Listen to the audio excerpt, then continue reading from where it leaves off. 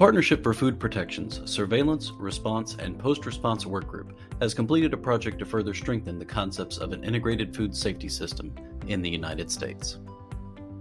This Recall Integration Partnership Project was piloted with 5 FDA human and animal food operating divisions and 7 state food protection programs.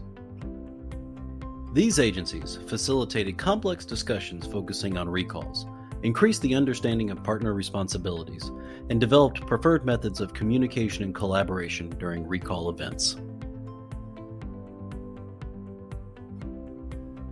Building upon the success of this pilot project, our plan is to proceed with several strategic initiatives to socialize the project's model and framework and encourage duplication by other agencies. Doing so will strengthen and enhance the cohesiveness and the effectiveness of the integrated food safety system during recalls.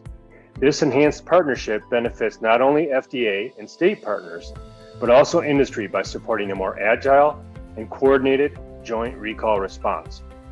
By leveraging each other's respective regulatory enforcement capabilities, we all further protect the health of the public, which is our top priority. We felt that we already had a great relationship with our partners at FDA, but this project only served to improve it even more.